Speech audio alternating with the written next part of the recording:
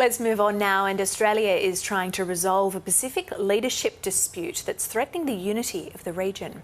5 Micronesian nations have signalled they'll be leaving the Pacific Islands Forum after the Cook Islands narrowly won a ballot for the Secretary-General position. The disgruntled nations accuse their regional neighbours of treating them with neglect and contempt. Well, joining us now is Tess Newton Cain, who is the program leader of the Pacific Hub at Griffith University. Thank you so much for taking the time to speak with us on Weekend Breakfast. These 5 rogue nations say that they're not being respected by the other forum members. Tess, is that a fair accusation?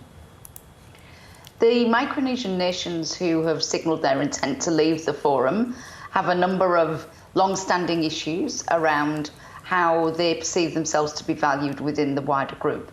And they've signalled for quite some time, and very publicly, that they wanted their preferred candidate to take on the role of Secretary-General. That's Ambassador Gerald Zakios from Marshall Islands. And they'd also pre-signalled that if that were not to happen, they would obviously be very concerned, and it would prompt them to look at whether they could see any continuing value in remaining in the Pacific Islands Forum. So they'd flagged it ahead of time that leaving was something that they would look at seriously if the SG selection didn't go their way. And so how significant is this split? Is there any way of resolving it, or ties are just beyond repair now? I think it's a very significant critical juncture for the Pacific Islands Forum. I do think there are opportunities to resolve this before the withdrawal actually takes effect, which won't be it doesn't take effect until 12 months after they say they're leaving. And at this stage, the only individual nation that has formally said that it wants to leave is Palau. So there is an opportunity in terms of time to do some really important work with these nations and in the forum as a whole. I think it presents an opportunity and a need for some really meaningful reform so that going forward, the forum can be reformulated or reset as an organisation that can accommodate the new political realities that Pacific Island countries are dealing with. When you say a need for reform, what would that reform look like? And what can Australia do? What role can Australia play?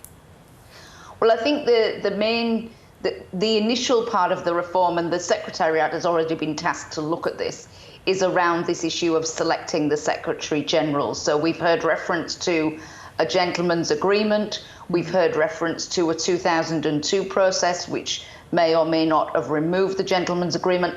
But all of these things don't form part of the charter of the forum.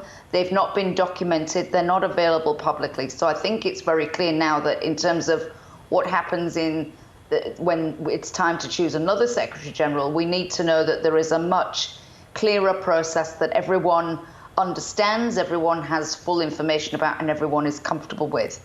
Australia is a full member of the forum, and this is an opportunity for Australia to be exactly that, a member of the forum, nothing more and nothing less.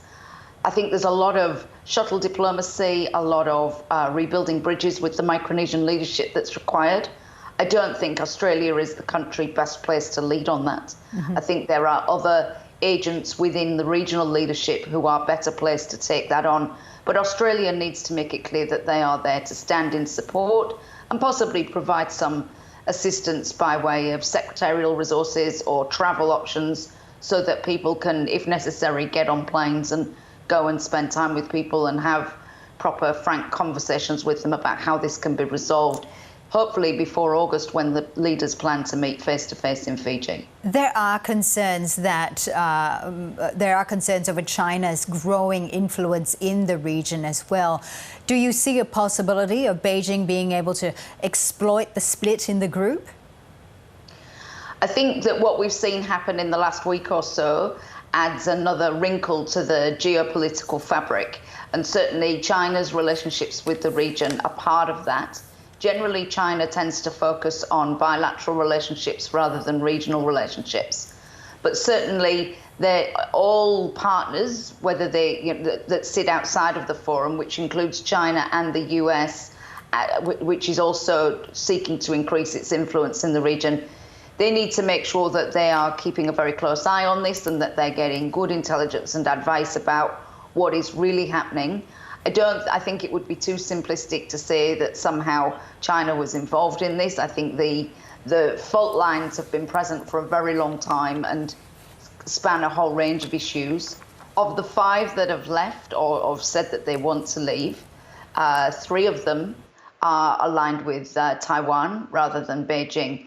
What that means in the remaining group, in the remaining forum group, that only leaves Tuvalu as a Taiwan ally. So there is certainly a bifurcation there. But I think that for all partners who seek to work with Pacific Island countries and who state that they are concerned about assisting the development of those countries, this is an opportunity to provide support, and we certainly wouldn't like to see anyone seeking to capitalise on this to progress geopolitical interests over and above the welfare and the development of the Pacific. Well, it's certainly something to keep an eye on. Tess Newton Cain from Griffith University, thank you so much for sharing your insight with us today.